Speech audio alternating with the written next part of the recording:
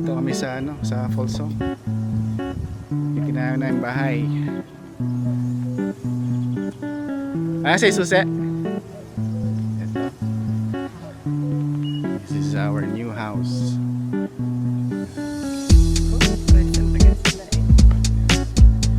Ginagawa pa yung yung side. Kasi in-extend ko yung side.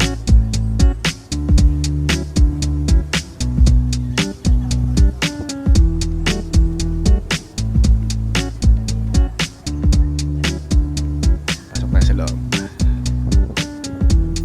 Ayan. Hello!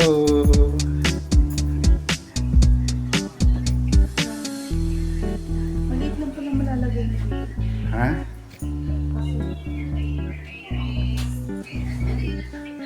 So, yan. Ito yung pagpasok ng pinto. Yan.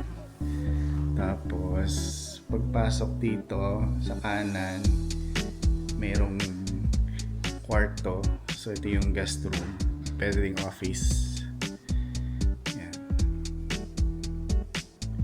Tapos, office.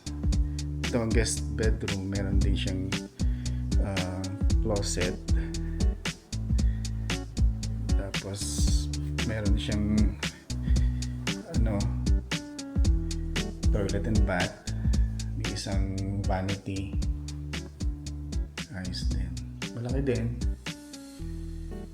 Wala pa laman. Lalagyan pa namin ng laman. Tapos ito yung kitchen. So may kasama na siyang fridge, tsaka syempre yung lutuan. Tapos ito yung kanyang pantry. Yan. Hindi naman ganun kalaki yung pantry, pero tama na. Tama lang. Ito yung fridge. Yan. Di. Oo, dito yata. Ayos yan. Tapos ang daming cabinets. Microwave.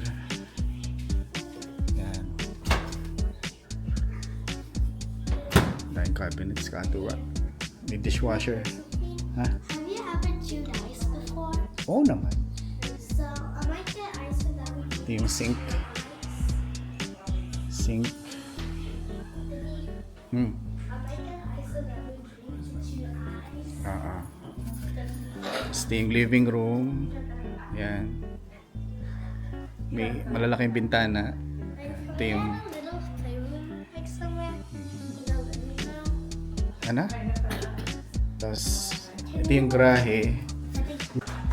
Malaki yung garahe. Teka. Mga ilaw. Kasi yan. Tapos merong daanan doon sa tabi.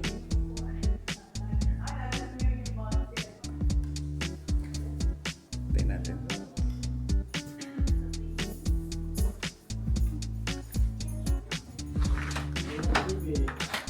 Tapos meron siyang closet. Yan, coats closet. Yan.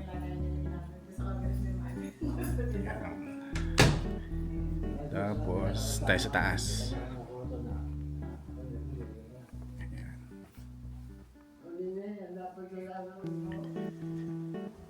Sa second floor, merong 3 kwarto.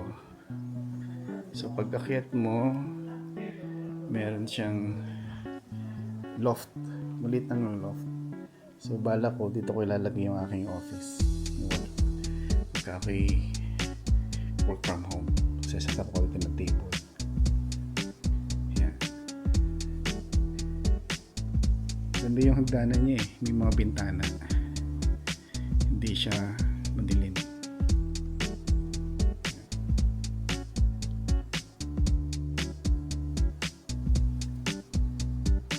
Then, dito sa tapat ng loft, dito yung master suite, yung master bedroom.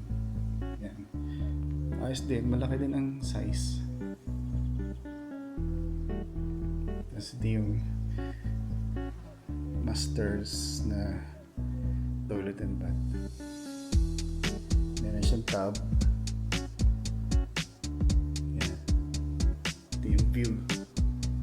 View sa labas. Tapos meron siyang stand shower. Tapos dalawang vanity.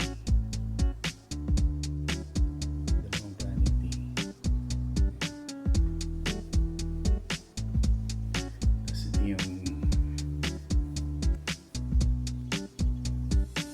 beta. Tapos meron siyang walk-in closet. Yan, medyo malaki din. Ayos din. Tama-tama to sa damit ni Mrs. Yan. Kasi yung aming apartment ngayon maliit lang. Maliit lang ng closet. Puno na sa damit.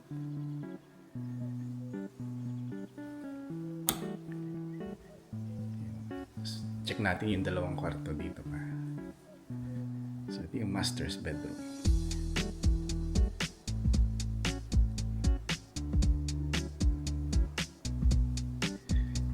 Ito yung isa. Ito yung kay kuya. Yan. Pumili na siya. Ito daw kayang gusto.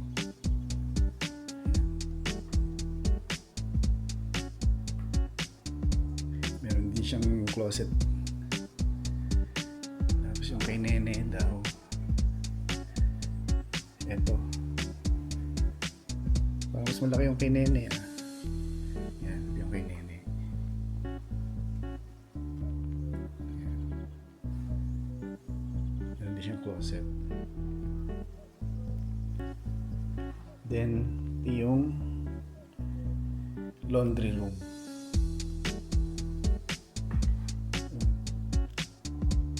Wala pa yung washer dryer. Sa katapusan pa yung dating. Tapos ito ay banyo. Yan. Isa sa banyo. Ito yung common toilet and bath. Meron siyang vanity.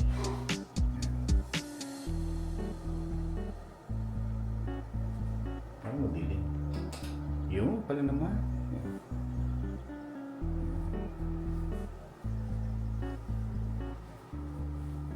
Tingnan natin.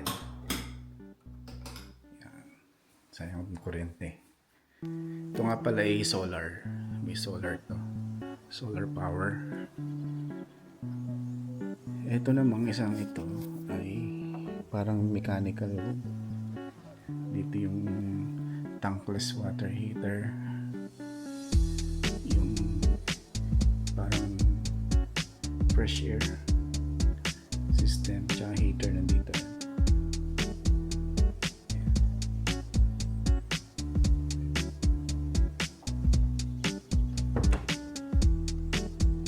Yung isang control ng AC. Kaya pa pala malamig 61.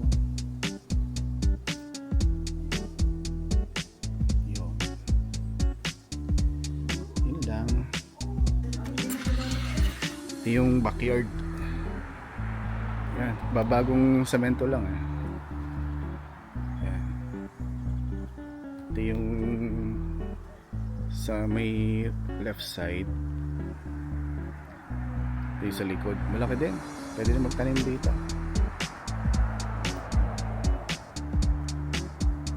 Yan. Tapos sa kabila. Bagong semento lang to 4 days ago. Yan. Tapos ito yung palabas. Hindi kaya magalit yung gumawa na nilakaran ko na Yan.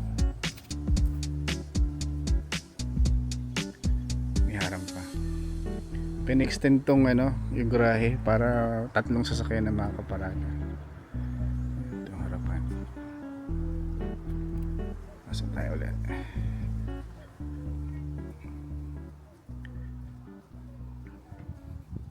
Si Papa Nanay, tatanim kaya? Daming taniman na. Ayan Ha? Ito yung harapan. Yan. Merong konting porch dito. Pwede lagyan ng ano dyan, ng upuan. Tapos yung side, lalagyan pa to ng ano, harang. Hindi pa tapos eh. Ba't may puno din eh? Ano yung puno? Sarado siguro yun.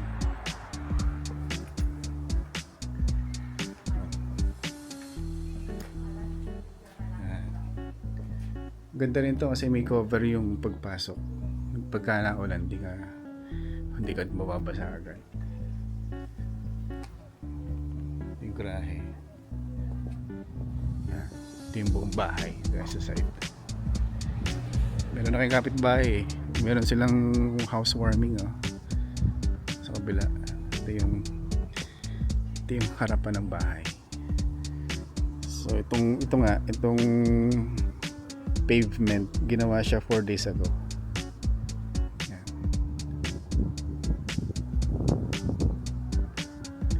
So kasya na rito yung 3 sasakyan.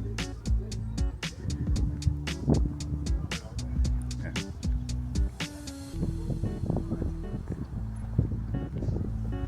Alright. Okay. Thank you.